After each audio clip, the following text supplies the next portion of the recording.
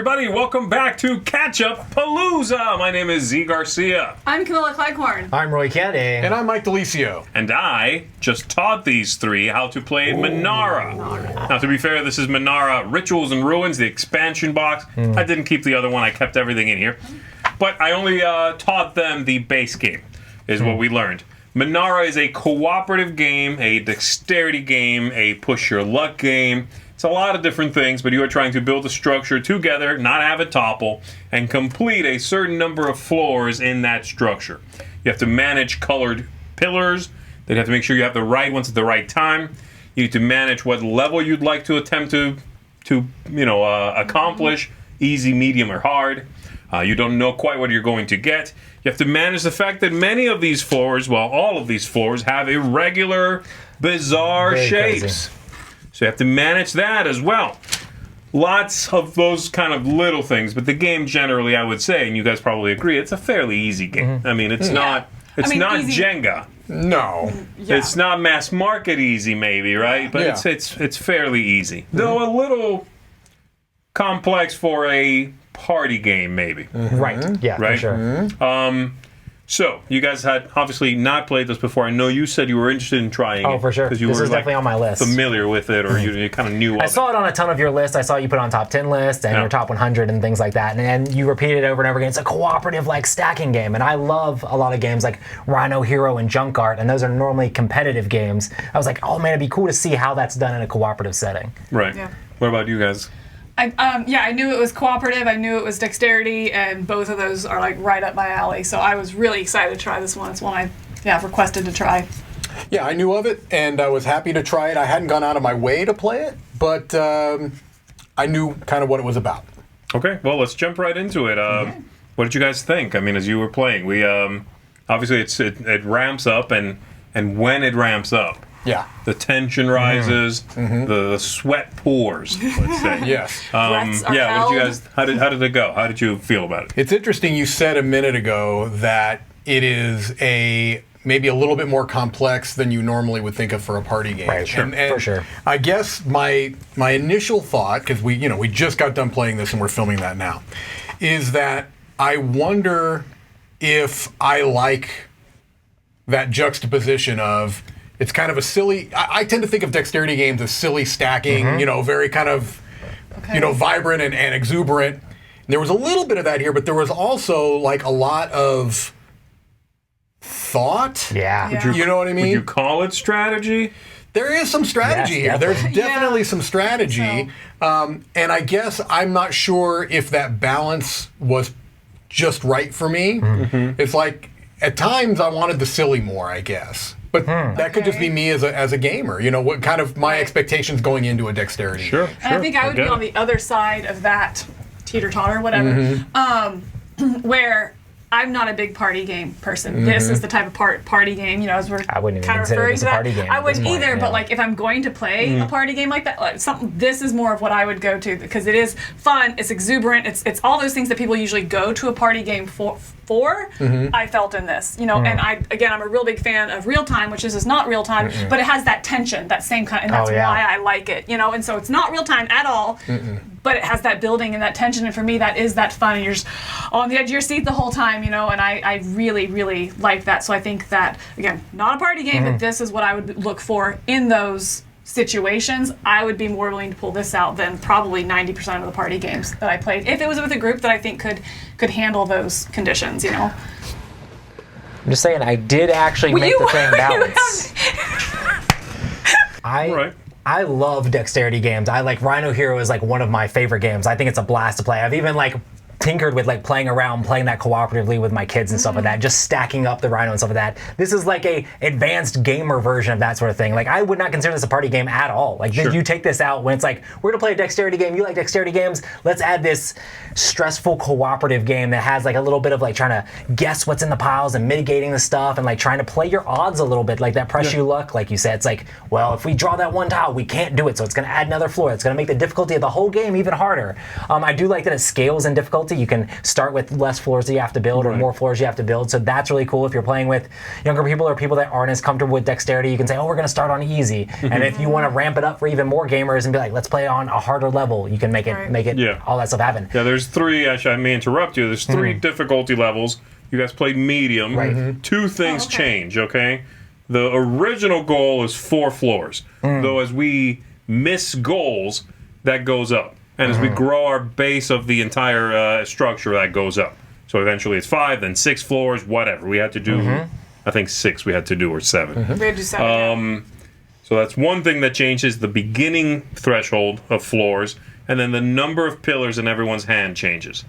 So if we were playing, that's not Yeah. fair. if we were playing easy mode, You have more to choose which we from. had, we did not. We did Huge. medium. If we had Yeah. easy mode, we would each have 5 pillars Gotcha. instead of 4. Wow. Yeah. And the target floor starting number is 4 levels. So when you say that, I mean, I think I would put it, I would call it a heavy party game, but this is a game that I would absolutely play with those lighter situations where, you just want something that's fun and you're all in it together and have some laughs and some tension, things I go for in party games. I mean, I would.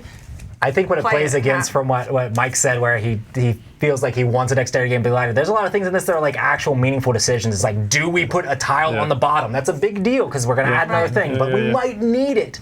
And like there's cards in the deck that are going to actively mess you up with what you currently have. So it's like, we can't draw from that deck at all, or we're going to get messed up even more. There's those hard decisions that you have to make in this game that doesn't feel like a party game at all. It feels more like one of those stressful cooperative games with a crazy dexterity part into it. Yeah, you know? it doesn't even feel like not only. We can get into is it a party game or not, but to me it's less that it doesn't even feel like a typical dexterity game. Right, it doesn't. And that could be for the good. If you bounce off of dexterity games, there's much more to this design than in any other dexterity game I've ever played. A lot of times, I don't want to say they're like lazy designs because that's not fair, but there's not usually a whole lot to those games. Sure. It's usually just stack stuff. This has multi-lever. I'm kind of Multi-leveled. multi-level decision making that kind of go along with the structure of the game too. It's like there really are a lot of decision points. It's not And what long pillar term. am I going to put out. It's not just what card deck am I going to draw from. There's a lot of cascading decisions. Right. Yes. And to me, that's where I think my kind of, it's not what I'm used to in dexterity games. I'm not saying good or bad necessarily. It's just not what I'm used to. It definitely threw me off. We've only played this at 4, the 3 of us. Right. I was going to ask what player counts you've played this as, and has that significantly altered the experience of the game? No, the center doesn't change too much. Okay. You just might go more frequently or less frequently. Okay. The structure we ended up with is similar whether there's 2 of us or, it doesn't matter. It doesn't change much. Yeah. If there are fewer players, you do have more pillars Right. as a base, base amount, just so that you have access to more things because you'll be Right. doing more of the game. Right now we played 25% of the game each. Obviously, if we're playing with 2, I need more pillars.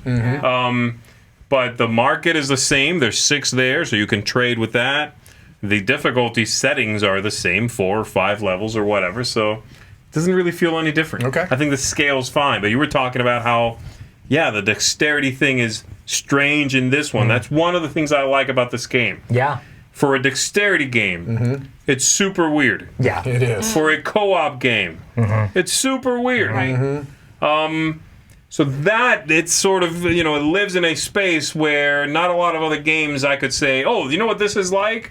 No, and no. Like, I can't think of anything, Yep.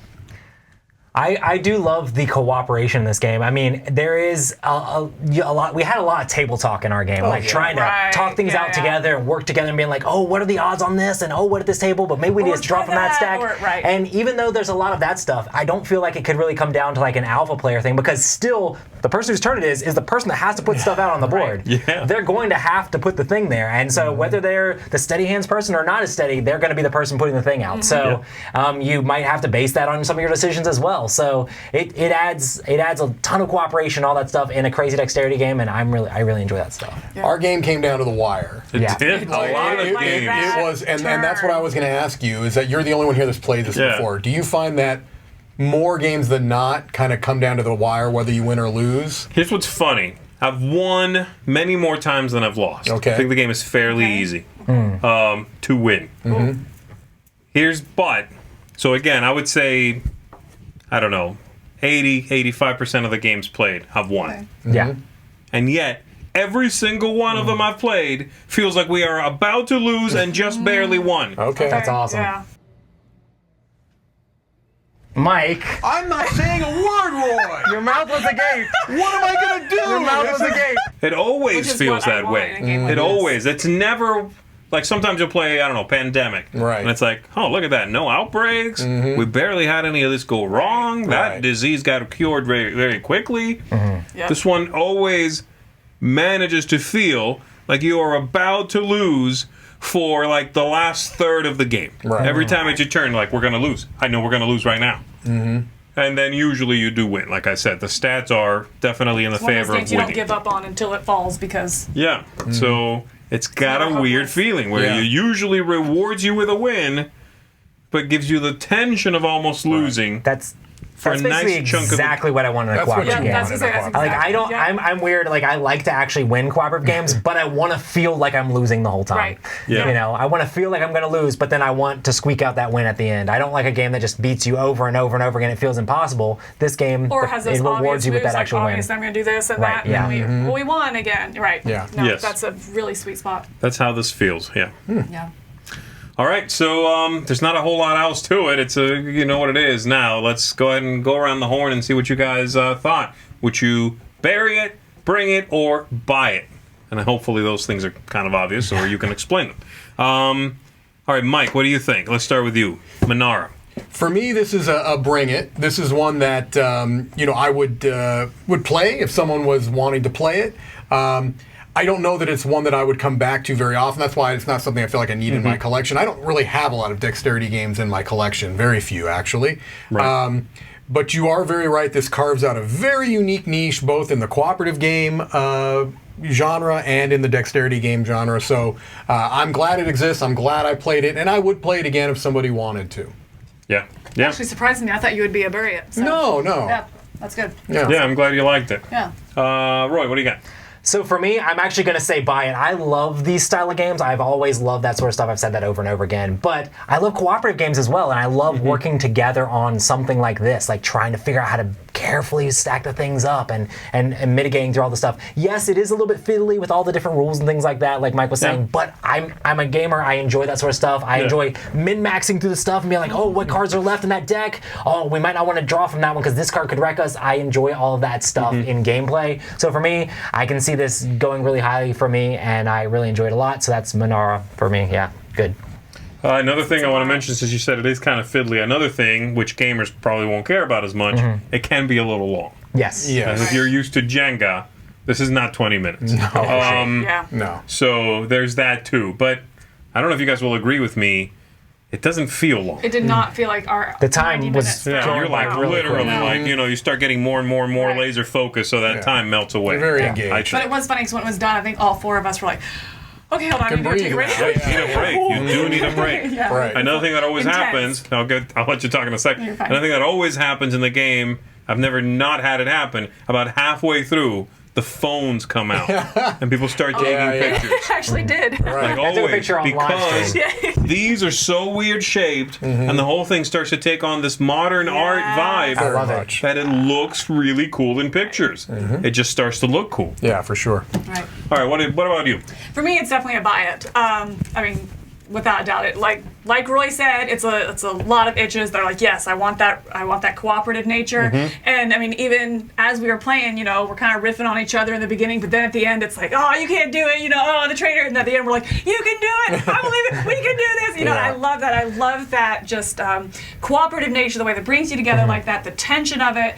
I really like that. And like I said, I'm not making the argument that this is a party game, but I'm saying I would pull this out over most party games. Yes, it has the gamery things like I want that min-max and talking about the physics of it and da-da-da, I want that. But also if I'm playing with people that don't want that, I just wouldn't do that and just let it happen. We don't need to count cards and play the odds. I would just kind of let it go. And that's about knowing your play group. Sure. And so for that, I think that's why in those situations I would definitely want this on hand if we had 90 minutes, and I think you could have a great time with it. So it's definitely a buy it for me. I really, really enjoyed it. Yeah, and I obviously very much enjoy it. It's a buy from me as well. A big part of that is, like Mike said, it occupies a strange, unique space in my own collection that I haven't seen those crossroads meet anywhere else. You know, cooperative, dexterity, strategic, and push your luck, and Tense and gamery. Min-maxing. Meaningful decisions. It's a very attractive thing. It's ethereal in a way. I like a lot of that stuff. So, there you go. That is Menara, everybody. Thanks very much for watching our little Catchupalooza of that. My name is Z Garcia. I'm Camilla Cleghorn. I'm Roy Kennedy. I'm Mike DeLisio. We'll see you on the next one. Go stack some pillars.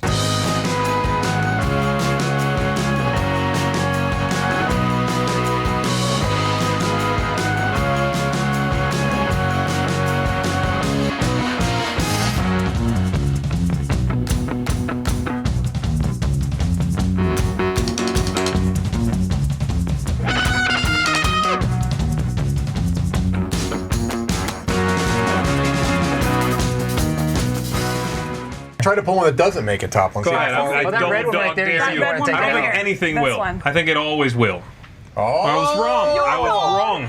You're next. You're gonna Now it's need this one right competitive. here. Roy, you suck. Oh no. There's no way, Roy.